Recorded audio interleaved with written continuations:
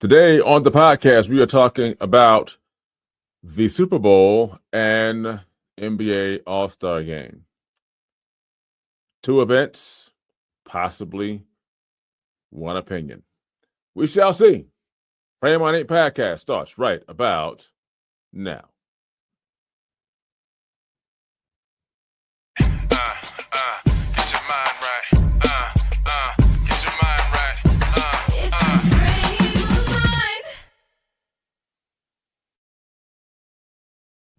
Ladies and gentlemen, welcome to the Frame on 8 podcast. It's your boy Simbawi Nibayo Jr., a.k.a. TK. Along with my man Omar Williams, we call him O, and Denise Obi, we call her D Nice.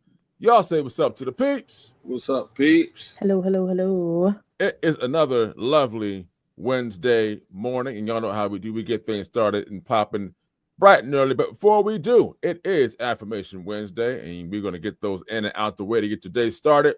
So if you got them written down, memorized, or what have you, let's get those in and out the way and get the day started. Are you ready? Here we go. Today will be a good day. Today will be a great day. Today will be an amazing day. Today will be an awesome day. Today will be a phenomenal day. Today will be a stressless day.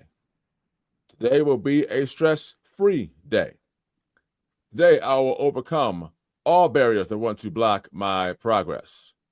Today all circumstances, issues, and situations will work in my favor. Today all things will line up for my good. I will become better than who I was yesterday. I am a go-getter. I am victorious. I am triumphant. I am an overcomer. I never lose. I either win or I learn. I take authority over this day. I will dominate this day. I will conquer this day. And everything I have spoken into this day will happen as I have affirmed, because I am more than a conqueror. Let's get it started. So, no intros needed. We're going to jump straight on in. So, if you're getting the replay of this via video, you can catch us again on our Facebook page, LinkedIn page, and our YouTube page. On LinkedIn, it's really my page on LinkedIn, but you catch us there. If you're getting the audio of this, we are streaming pretty much everywhere, but we also have our own website. So if you're not a streamer and you're more into websites, catch us on our website at FMpodcast.com.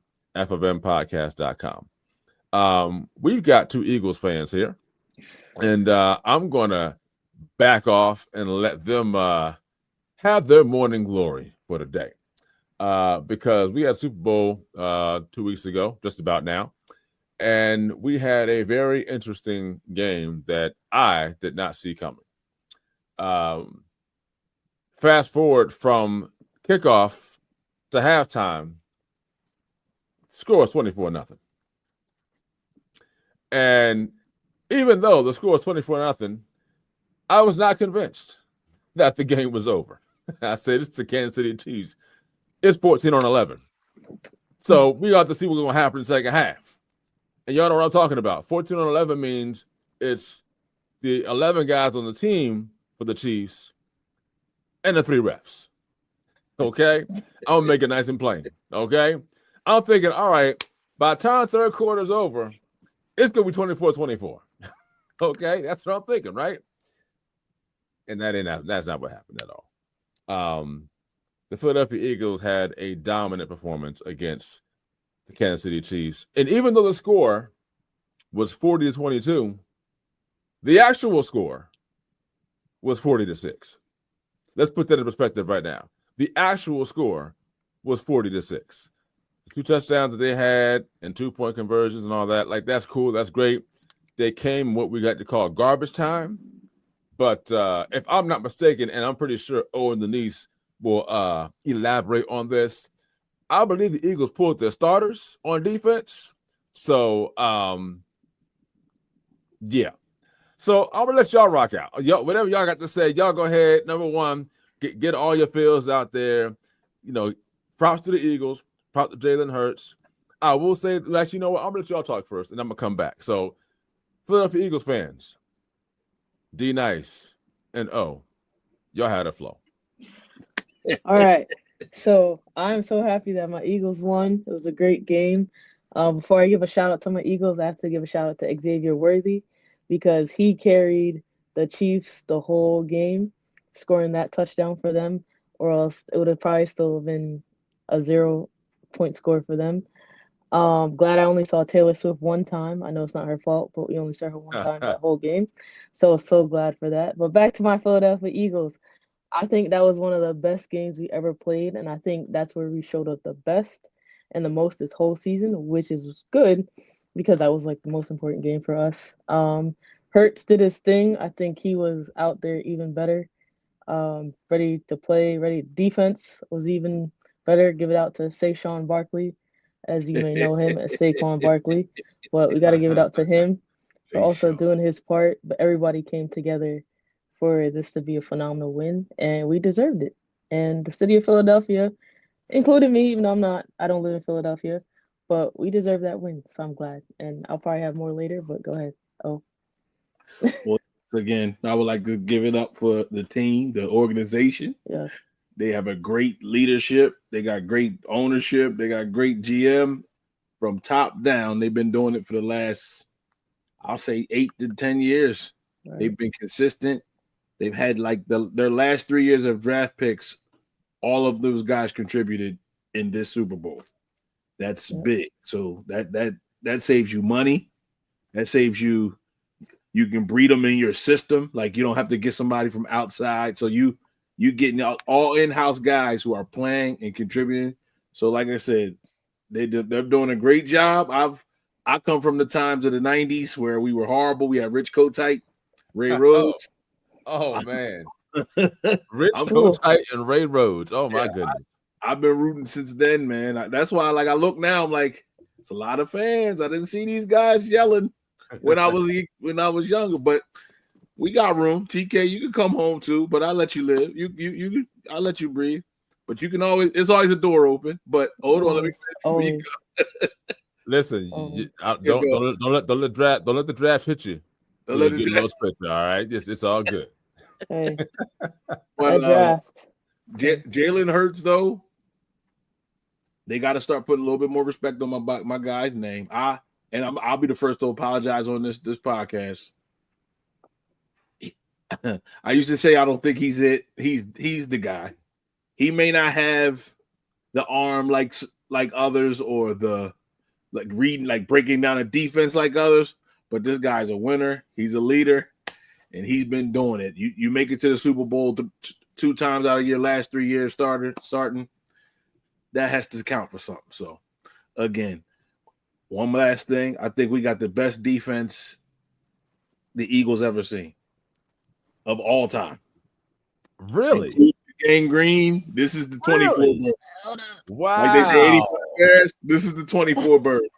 I did not see that coming either. Oh my, okay. So you mean Shout out you're to telling them. me, Reggie White, Seth Joyner, all of them. This is better than any of those defenses. As a unit, yes. Maybe Okay. not players, but as a unit. Okay, I can dig that. As a unit, I can dig that. Okay. I just thought you were saying like, man, like we just gonna dismiss all them. No. No. No. But as a cohesive unit, again, these guys got time to become the Reggies and the Jeromes and the Seths. Let's relax. I'll relax. But the numbers say this right here is the best defense we've ever seen. Got you. I can rock with that. As a cohesive unit, I can rock with that. And I think the numbers say it, and the eye test will tell you the same thing. That's just the same. Yep. I dig it. Yep. Okay. So real quick, again, props to Jalen Hurts. I was also one that said that was skeptical of like whether or not he was going to be the guy for this team. But when you start looking into his history, Jalen Hurts from high school, college to the NFL had not had a offensive coordinator for consecutive years. It was always somebody different. So it was always a change for him. So that was one thing he had against him, right? So it wasn't necessarily his play. It was we didn't see the behind the scenes stuff, right? And like O said, he may not have the numbers that a Joe Burrow, a Josh Allen, a Lamar Jackson, or Patrick Mahomes is going to have, right? But he does win, you know what I mean? And that accounts for something, you know? So that's cool. The one thing I was going to say before is that I don't think, this is me talking out loud, I don't think the two best teams were there. I think that there was one team that belonged there, the Eagles, but I don't believe that the Chiefs were the second best team that should have been there. Now, I may cause some controversy here, but you know Talk what? about it. It's okay. Because when you look at the Chiefs season, and listen, I'm not hating the Chiefs. They're going to win another one. They might win next year. Who knows? I don't know. But when you look at the season, there's a lot to be said. And I'm not going to say all of it here on this podcast. We got to get to the All-Star game too. But I will say this. There was some help with them getting where they got to be. Now, that's not saying that there were some games that they actually won. There were some games they actually won. Right. But if you look, it's kind of like, did they win that game or were they helped in winning that game? And I said this on our previous podcast when we talked about what was going to happen. And I said that the Eagles have to either blow them out or they're going to have to make sure that the Eagles have the ball last to win the game. I was not expecting that kind of blowout. Meaning, when I said blowout, I mean you got to beat them by at least 3 touchdowns. Clearly, it was way more than 3 touchdowns that they won by. Mm-hmm. And so I was very surprised at how dominant the Eagles were in this game from the first kickoff to the very end of the game whatsoever. The Casey's offensive line looked like they just did not know what to do, as if they were just shell-shocked at what was happening. Andy Reid, I was surprised there was no counters to what the Eagles were doing. It just seemed like the whole team was lost, and it almost made me feel like, did y'all prepare for this? Or did y'all think this is going to be kind of this? We're just going to skate through this and win. So I don't know. But what I will say is this: is that the city of Philadelphia, you guys deserve it. I'm not sure how the how the businesses and the streets were afterwards. I do know that Philadelphia, the parade was jam-packed, full of people. Not my crowd. I think there might have been over 1 million people that were there. But well deserved. Anything else you guys want to say about the game, how things went before we move on? Yes. Shout out to Howie Roseman for going out to Georgia to recruit 80% of our D-line. So that's why we are today. So shout out to Howie Roseman for that. I think overall this was definitely actual Kansas City Chiefs versus the Philadelphia Eagles and not the Eagles versus the refs. I stand by that. Thank you. And she approves of this message. There you go. For that message.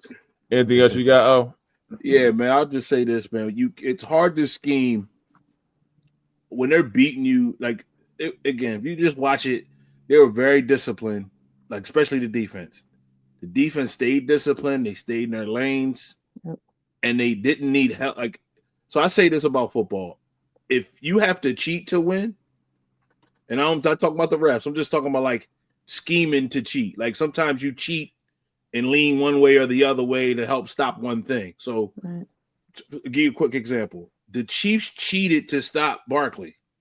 Every time Jalen Hurts was about to hike the ball, they had safeties coming down to put more people to stop the run. Well, guess what happens? You open up the 2 wide receivers to have the day they had, and they never adjusted. It was almost like their game plan was stop.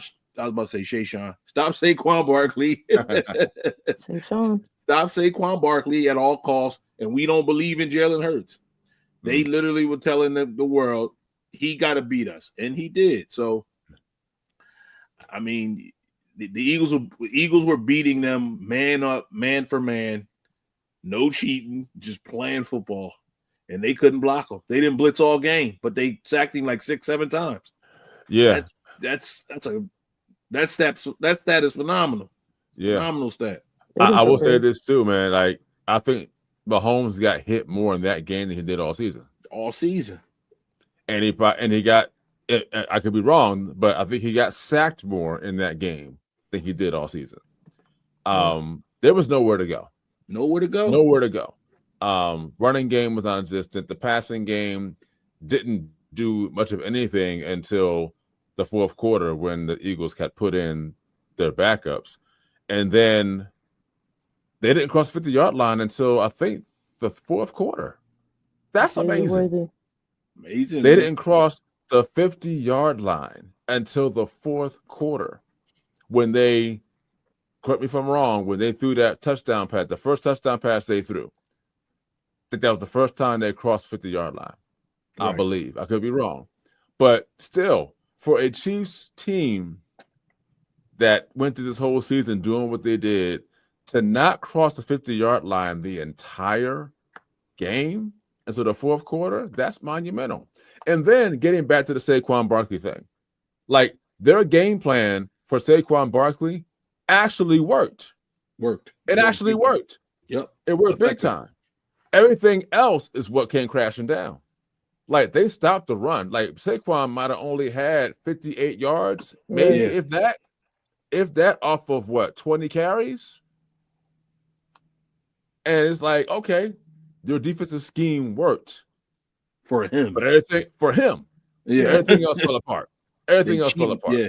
Yeah. So overall, I mean, let's look at one thing. Number one, the Chiefs are going to be back one way or the other. Now, I'm not sure if they'll be who they used to be, but they'll be back. And I'm not sure. And being back might be like, hey, can they win another one? Can they get there again? Yeah, I believe so. Will they win another one? I'm not sure, but they will definitely get back eventually. But this here was a demoralizing loss after you've won 2 straight. You're going for a third. Very hard to do in the NFL. No team's ever done 3 in a row. And so I think that the pressure ultimately is what got to them. Because once you're down 24-0 at halftime, it's kind of like, all right, the Chiefs, they'll figure it out. And they just never did. Like it never even came close to being figured out. So mad props to the Eagles. You deserve it. You clearly, on paper and on the field, were the best team in the league.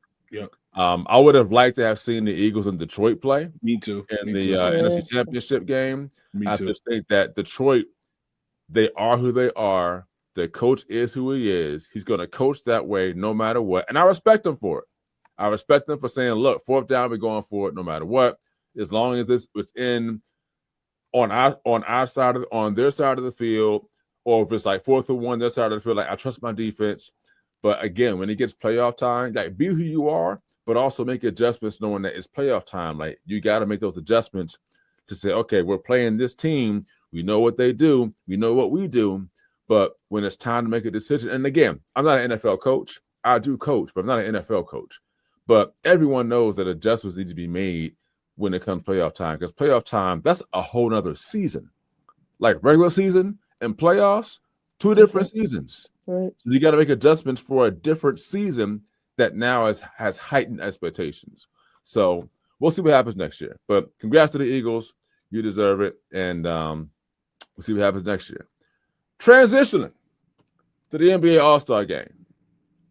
I'm going to say this and let y'all have the floor. I have not watched the NBA All-Star game in the past 5 years. I'm going to get that out of the way right now. The past 5 years, I have not watched the NBA All-Star game. As a matter of fact, I forget when it's coming on. That's how much I've not paid attention to it. Not to mention the skills challenge and all of that. Like I hear about the All-Star game, all the publicity and the commercials, but it's not like on my calendar to say, oh, the NBA All-Star game is this weekend. Let me make sure I watch. think the last one I watched might have been 4 years ago, I believe, possibly. And when the All-Star game was kind of just going and dwindling down, where you had the lack of defense, lack of effort, lack of players doing, what was going on, dunk contests being lackluster. 3-point contest, I think that still has some spice to it, especially last year with Steph Curry and the WNBA kind of coming together doing their thing. Doing that again this year would have been nice too. The skills challenge, that is what it is. But everyone knows the dunk contest was always the highlight of the All-Star game weekend outside of the game itself. And for the past 3 years, my man McCullough, listen, I don't care what anybody says.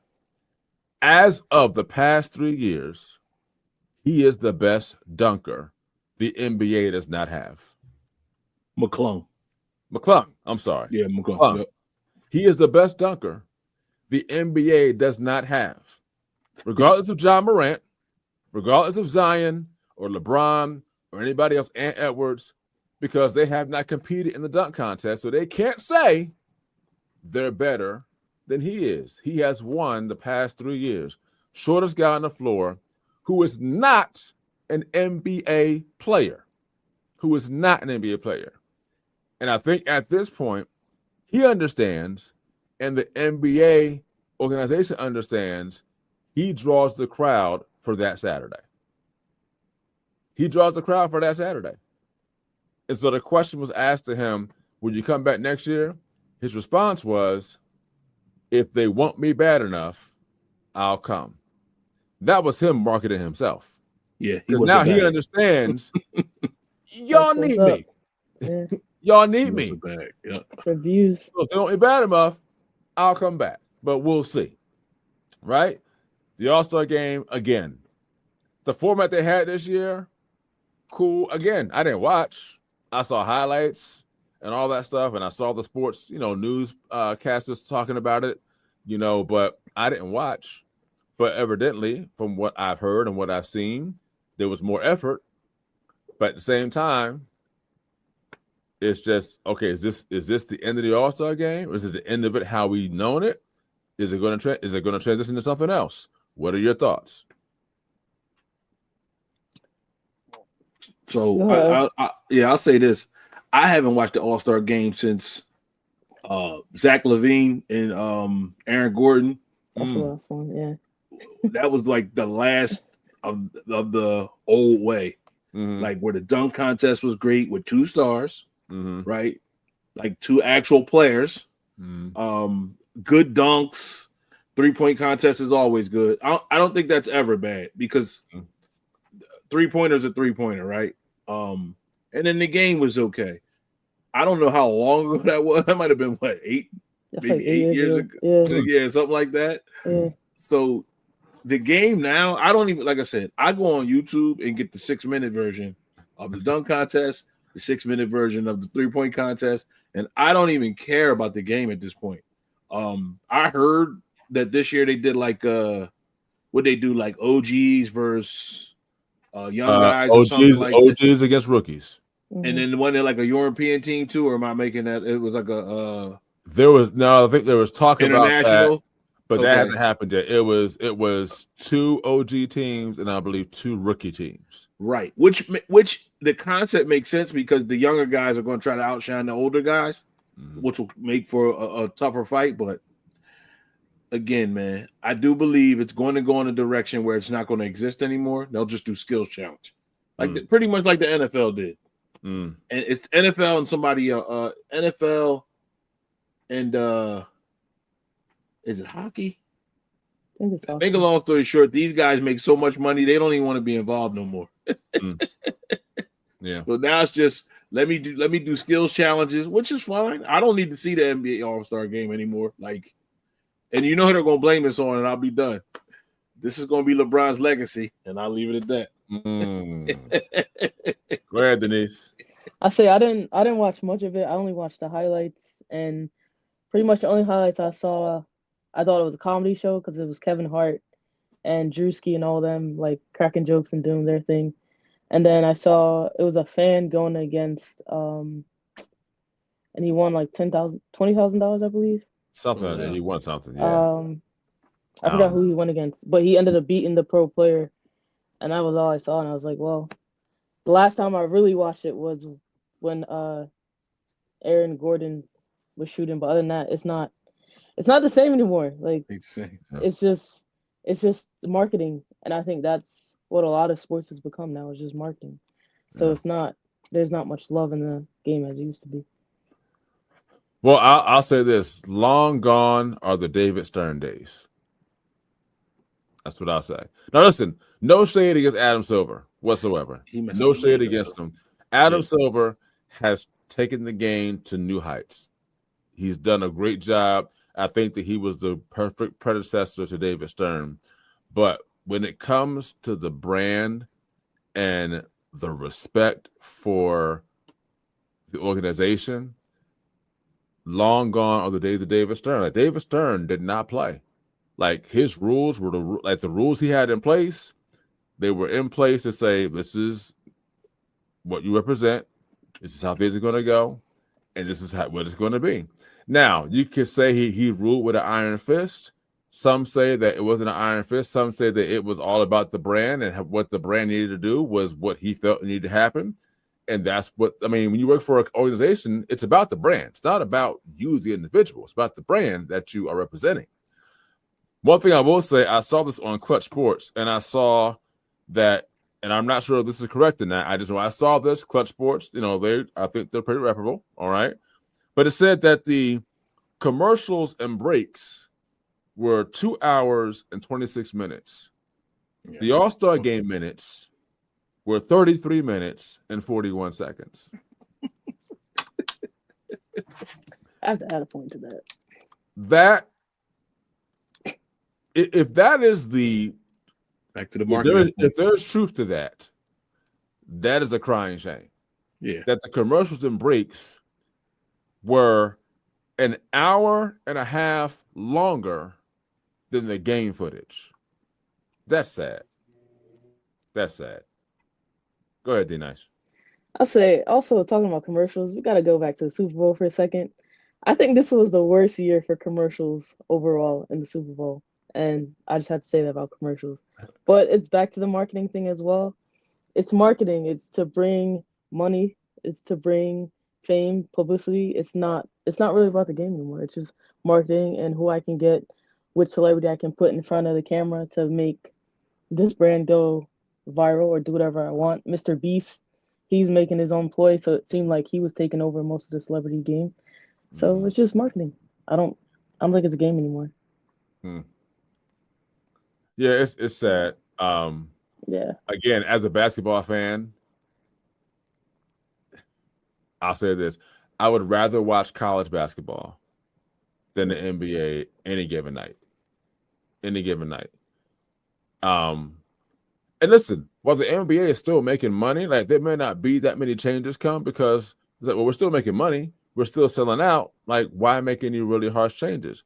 But the question does become: the numbers are lower than what they were in the past, and you don't want to wait for something to happen before you make a decision to make things better.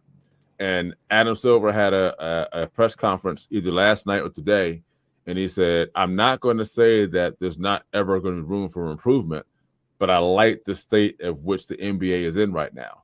I think there is truth to that. He does like the state of where it is because it is a global game. But I will say this, is that if you wait to make changes and wait for something to happen and go down before you make those changes, you're asking for a hard comeback. Because watching First Take today, Stephen A. Smith said, I like to see where we had the U.S. against the internationals for an all-star game and see who wins. Because international players in their countries, they play with pride. They're going to play to win. And they'll come out to this and say, oh, let's just give them a show. No.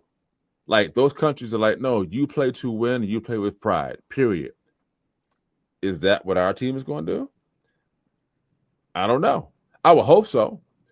But, overall, I think that it's possible, and I'll give Kendrick Perkins prop. Not him. Shannon Sharp, props for this. He said the All-Star game might have run its course. And that may be possible. Very possible. So, anyway, any other last thoughts before we go on the Super Bowl or the All-Star game or both before we kind of wrap this up today? I'll say this. I'll say this about the Super Bowl. I have a saying that says it's not if you win, it's how you win. So if you looked at the Chiefs all year, they weren't winning the greatest. And I thought they were going to get kicked out in their first game in the playoffs, but they ended up making it, which it could have been the other three players that they have. So, so yeah, it's not if you win, it's how you win. And I think it all just came to a head at the end of the year for them, and they got blown out. So that's my conclusion. Okay. Denise? So my last two for the NBA All-Star game, I think they should treat it like the Olympics, and maybe every 2 to 4 years they have it and kind of build up the momentum of that so then it doesn't become watered down. And then last about the Super Bowl, some more of the like football overall. And this is no disrespect to Josh Allen, but Lamar should have won MVP. And that's my point. Just saying it. I second that. Okay. Just Okay. saying that. Listen, Yes. I'm gonna make remarks on the Josh Allen, Lamar Jackson thing. Based on the numbers, Lamar Jackson should have clearly won. Based on the team, Josh Allen deserved it. And I'll That's a say good point, that too. That's a good point. because Lamar had the team. You added Derrick Henry, who they didn't use correctly all season long. They had Derrick Henry. You had the receivers. You had the defense. He had the team.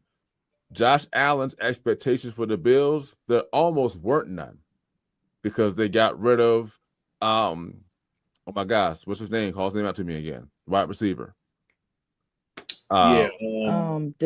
His brother Diggs. plays for the Cowboys. Got rid of Diggs, right? And everyone said, well, there's no number one receiver in Buffalo now. So it's now all on Josh Allen. Josh Allen exceeded all expectations, not to mention his numbers as far as interceptions were way down to what they actually were. Now, again, let me reiterate. If you're looking at numbers in totality, Lamar Jackson gets it. If you're looking at the most valuable player for their team, it goes to Josh Allen because he didn't have the team that he needed to get where they got. But I get what you're saying. The numbers said 900 yards rushing, over 4,000 yards passing, 40-something touchdowns, 5 or 6 interceptions. Like 6 interceptions. Great numbers. Great numbers.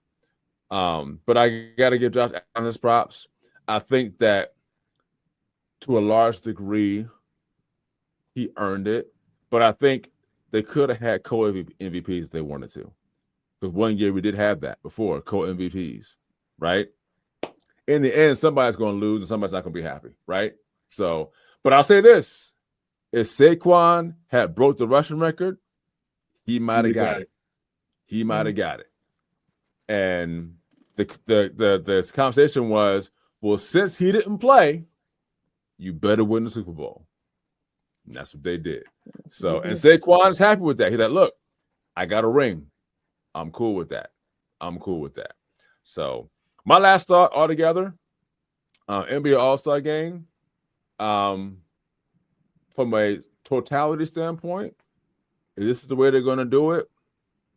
And this is what the effort we're going to get year in and year out by putting the young guys against the veterans. Okay, keep it. If we're not going to get that effort, maybe it's time for it to go or to reformat it in a whole different way. Super Bowl, I will say this. Go Bengals. All right. So, listen, we got to keep T. Higgins. That's our main priority. Keep T. Higgins and keep Hendrickson. We good to go. That's it for today. Join us next time and continue to think it, speak it, and achieve it. And until the next podcast, myself, O, and Denise, we holla.